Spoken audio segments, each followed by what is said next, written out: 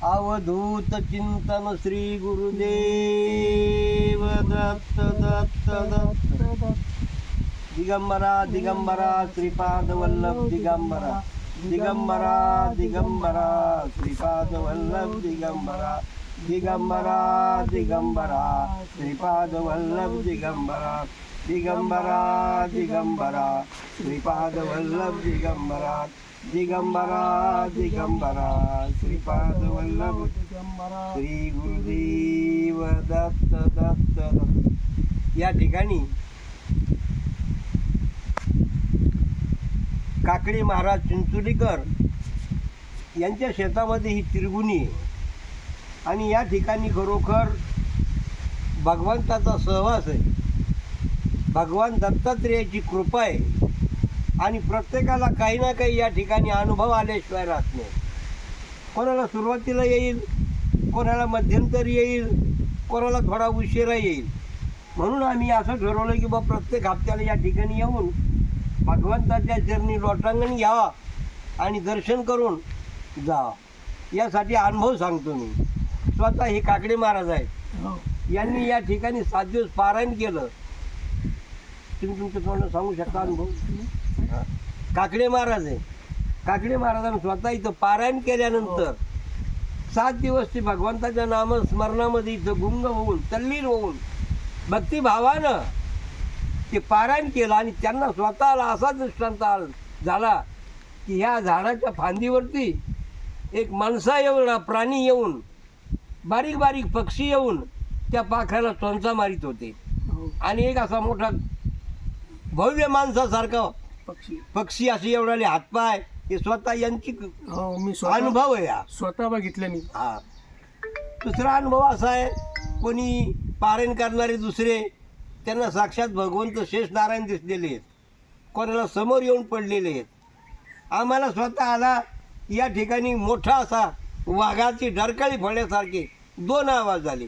हे अनुभव आहे, भगवंताचे दृष्टांत आहे आणि हे आपल्याला का सांगायचं याच्यामधून की प्रत्येकाला या ठिकाणी येऊन हे दत्तप्रभूचं दर्शन घडावं म्हणून हे अनुभव सांगायचे। हे जे निवांत स्थान आहे आणि या ठिकाणी खरोखर दत्तात्रेयाचा वास आहे। कोणाला खोटं वाटत असेल, कोणाला काही वाटत असेल, पण स्वतः अनुभव घ्या आणि अनुभवातून या मार्गाला लागा। म्हणून प्रत्येक भक्तानं या ठिकाणी आठवड्यातून, 15 दिवसातून, महिन्यातून जेव्हा येता येईल तेव्हा दर्शनाला यावं। आम्ही असा निश्चयच केला की भगवंताच्या दर्शनाला यायचं, दर्शन करायचं, मनोकामने सेवा करावी, पूजा करावी आणि चालल्या जावं। असं करून मी प्रत्येक आपल्या नाथ भक्ताला प्रत्येक आठवड्याला एकाला घेऊन येणार आहे आणि त्यांना या भगवंताचं दर्शन घडविणार आहे। स्वतः त्याला अनुभव देणार आहे परमेश्वर। मी काही देणार नाही, मला काही येत नाही अजिबात। या ठिकाणी या, त्यांच्या चरणावर लोटांगण घाला, त्यांची सेवा करा, ते तुम्हाला काही मागत नाही, फक्त दर्शनाचा लाभ घ्या। जवळजवळ 10 ते 15 पिढ्यापासूनचं हे झाड आहे आणि ह्या झाडाचं कोणीही असं वय सांगू शकत नाही, असं वय सांगू शकत नाही। 1 पिढी, 2 पिढी, 3 पिढी नाही, खूप मोठ्या, लई मोठ्या पिढ्याचं झाड आहे। गण प्रत्येक जणाला आम्ही विचारलं पण याचा अंदाजच नाही आणि खरोखर या ठिकाणी दत्तप्रभूचा वास आहे। या ठिकाणी या, दर्शन करा, प्रसाद आणा, नका आणू, काही घेणं नाही।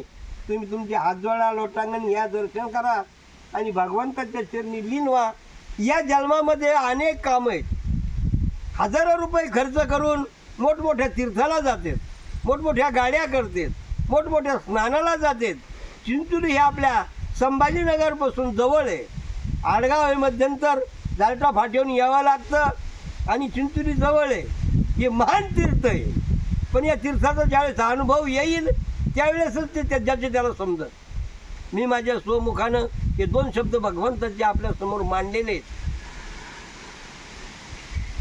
दिगंबरा दिगंबरा श्रीपाद वल्लभ दिगंबरा दिगंबरा दिगंबरा श्रीपाद वल्लभ दिगंबरा श्रीपाद वल्लभ दिगंबरा श्रीपाद वल्लभ दिगंबरा दिगंबरा दिगंबरा श्रीपाद वल्लभ दिगंबरा दिगंबरा हे दिगंबरा श्रीपाद वल्लभ दिगंबरा दिगंबरा हे दिगंबरा श्रीपाद वल्लभ दिगंबरा